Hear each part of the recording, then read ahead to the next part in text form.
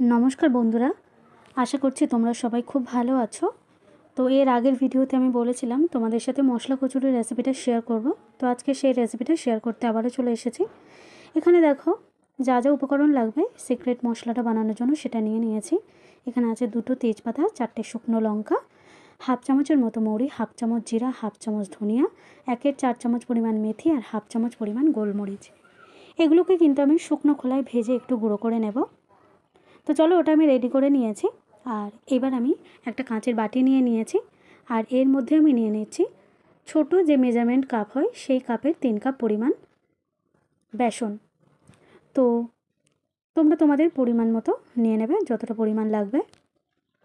এবার আমি এর মধ্যে দিয়ে দিচ্ছি চা চামচের 1 চামচ পরিমাণ এখানে আমি হিং দিয়ে দিলাম। গুঁড়ো যে পাউডার হিং পাওয়া যায় সেই হিং দিয়ে দিলাম এর মধ্যে পরিমাণ মতো লবণ। এবার আমি যে ভাজা মশলাটা রেডি করেছিলাম সেই ভাজা মশলাটাও আমি বেসনের সাথে দিয়ে দিলাম।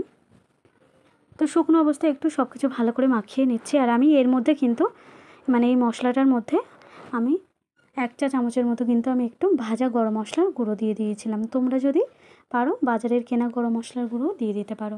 এবার আমি পরিমাণ মতো জল দিয়ে কিন্তু আমি একটা শক্ত ডো বানিয়ে নেব। যেরকম আমরা রুটি পরোটা খাওয়ার জন্য যেরকম ডো বানাই তার থেকে একটু শক্ত হবে বেসনের এই ডোটা।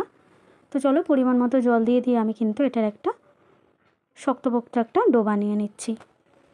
দেখো এটা কিন্তু রেডি হয়ে গেছে, ঠিক এরকম আমি রেখেছি। তো এটাকে আমি ভালো করে মেখে নিয়ে প্রথমে আমি এটাকে একটু সাইড করে রেখে দিচ্ছি। আর এবার আমি ময়দাটা মাখতে চলে যাব। তো তার জন্য এখানে আমি দেখো একটা থালা নিয়েছি আর এর মধ্যে যে হরলিক্স খায় বাচ্চারা সেই হরলিক্সের কাপের আমি 3 কাপ পরিমাণ কিন্তু এখানে ময়দা নিয়ে নিচ্ছি। এখানে প্রায় 700 গ্রামের মতো কিন্তু ময়দা রয়েছে।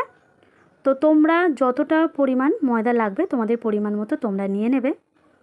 এবার আমি এর মধ্যে দিয়ে দিলাম পরিমাণ মতো লবণ আর দিয়ে দেব 1 টেবিল চামচের মতো কিন্তু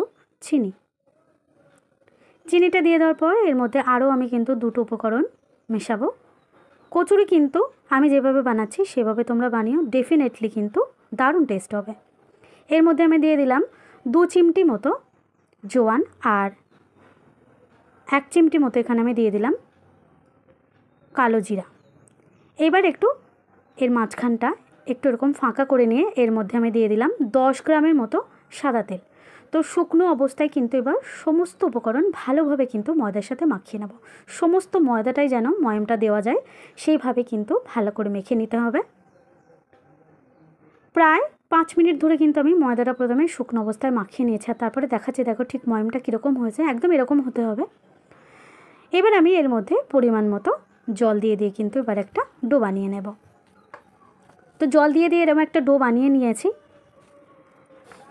খুব ভালো করে কিন্তু ডোটাকে মেখে নিতে হবে, একটু সময় ধরে মাখালে কিন্তু খুবই ভালো হবে। তো আমি প্রথমে এরকম থালার উপর মাখিয়ে নেওয়ার পর এবার আমি কিচেন স্ল্যাবের উপর ফেলে দিচ্ছি আর 2 হাত দিয়ে কিন্তু খুব ভালো করে শুকনো ময়দা ছড়িয়ে ডোটাকে কিন্তু সুন্দর করে নরম করে আমি মেখে নেব।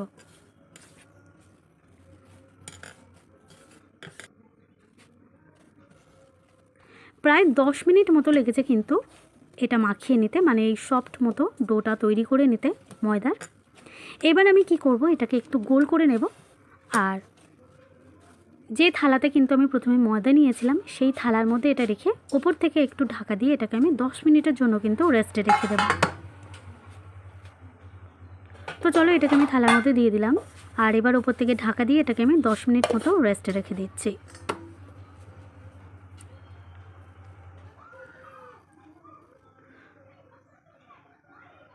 দশ মিনিট পরে কিন্তু ফিরে এলাম। এবার আমি এই ডো থেকে ছোট ছোট লেচি কেটে নেব। সাধারণত লুচি খাওয়ার জন্য কিন্তু আমরা একটু ছোট ছোট লেচি কাটি, কিন্তু এখানে আমি যেহেতু কচুরিটা একটু বড় বড় সাইজের বানাবো সেজন্য আমি একটু বড় বড় করে লেচিগুলো কেটে নিচ্ছি। এর মধ্যে কিন্তু আবার কিন্তু যে ছাতুর পুরটা সেটাও ভরবো। তো সেরকম বুঝে শুনে কিন্তু তোমরা এরকম ছোট ছোট লেচি করে কেটে নেবে। কচুরি কিন্তু আমার একটু বেশ বড় বড় সাইজের, খাস্তা কচুরি খেতে ভালো লাগে সেই জন্য একটু আমি বড় রেখেছি। এবার আমি এইগুলোর মধ্যে ছাতুর পুরটা কিন্তু ভরে রেডি করে নেব। তো প্রথমে একটু হাত দিয়ে এরকম গোল শেপ দিয়ে নিচ্ছি, আর তারপরে কিন্তু এবার ছাতুর পুরগুলো কিন্তু এর মধ্যে দিয়ে দিচ্ছি। আমি যেভাবে রেডি করছি আশা করছি তোমরা সবাই এভাবে ভরতে পারবে। এইভাবেই কিন্তু সমস্ত কিন্তু কচুরিগুলো আমি রেডি করে নেব।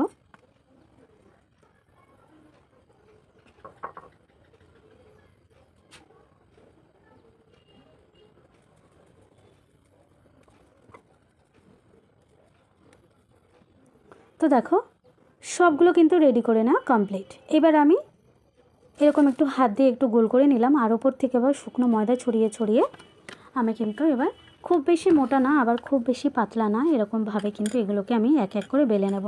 একসাথে সবগুলো বেলতে যাওয়ার কোনো দরকার নেই, 3টে থেকে 4টে করে বেলবে, আর তারপরে কিন্তু এগুলোকে ভেজে নিয়ে আবার 3টে থেকে 4টে বেলবে, আবার ভাজবে। একসাথে কিন্তু সবগুলো ভাজতে গেলে কিন্তু একদম ফুলবে না, আর ব্যাপারটা কিন্তু ভালো আসবে না। তো চলো এভাবে আমি 3টে 4টে মতো একটু বেলে নিচ্ছি। আর হ্যাঁ, অবশ্যই করে কিন্তু এই কচুরির ওপরে মানে বেলে নেওয়ার পর যে এক্সট্রা যে ময়দাটা থাকবে সেটা কিন্তু অবশ্যই একটা কিচেন টাওয়ালের সাহায্যে কিন্তু তোমরা ঝেড়ে ফেলে দেবে। তো দেখো আমি 4টে মতো এরকম রেডি করে নিয়েছি, আর এবার আমি ওভেনে একটা কড়াই বসিয়ে দিয়েছি।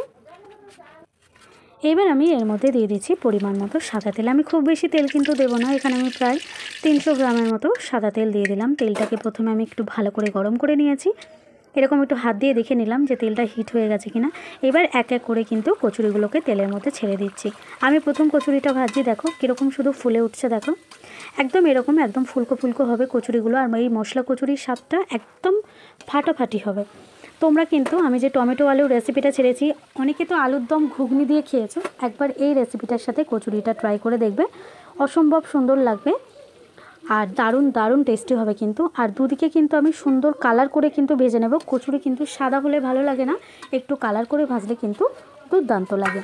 তো চলো এইভাবে কালার করে আমি সমস্ত কচুরিগুলো ভেজে রেডি করে নিচ্ছি। আর এগুলো কিন্তু গরম গরম খেতে কিন্তু একদম অসাধারণ লাগে। এইভাবে আমি সমস্ত কচুরিগুলো রেডি করে নেব। আর আশা করছি আমার আজকের এই কচুরির রেসিপিটা তোমাদের সবার খুব ভালো লেগেছে।